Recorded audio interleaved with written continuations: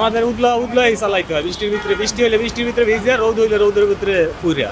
ঘরে বসার সুযোগ নেই ভাই, যার পরিস্থিতি হে বুঝ। কষ্ট হয়, হেভি পা রিক্সা তো হেভি কষ্ট হয়। অঝোর ধারায় ঝরছে বৃষ্টি, প্রয়োজন ছাড়া অনেকেই বাসা থেকে বের হন না।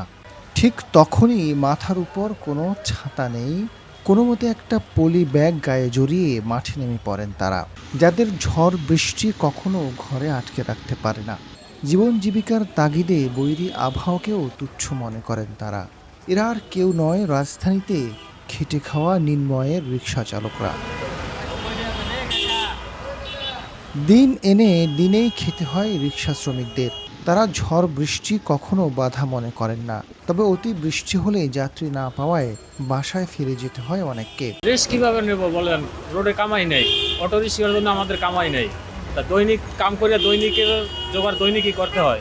একদিন যে বমু, আজকে বৃষ্টি যে বমু বইলে মনে করেন ঘরে মনে করেন বাজার নাই, বাজার করতে হইব, খাইতে হইব। আমি সকাল 11টা বেরিয়েছি, অপায় আমি 200 টাকার কাম করছি। এই জায়গায় দাঁড়াই রয়েছি মনে করেন আধা ঘন্টার উপরে।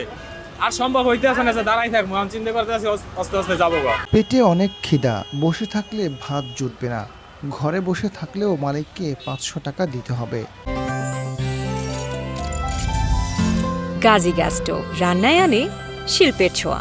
বৈরী আবহাওয়া উপেক্ষা করেও বাধ্য হয়ে রাস্তায় বের হতে হচ্ছে, বলছিলেন মধ্যবয়সী এক রিক্সা চালক। কষ্ট হইলে তো ভাই করার নাই কিছু, পেটে তো খিদা, রাস্তায় নাই খেপ, ঘুরতে ঘুরতে মনে করেন কাহিল হয়ে যেতে আসি গা। যাত্রী নাই, হুদা বিল দেওয়া চেনতে না, আবার ভাড়া আছে মনে করেন 100 টাকা, মূলায় 30 টাকা। ঘরে বসার সুযোগ নেই ভাই, যার পরিস্থিতি হে বুঝে। কথা বুঝেন না ওনা আপনি? আমার তো ঘরে মনে করেন বাজার নাই, আমার তো বাইরে লাগছে পেটে খিদা। গাড়িটা বয়ে রাখলাম, মাল্লিকের দাম লাগে 500।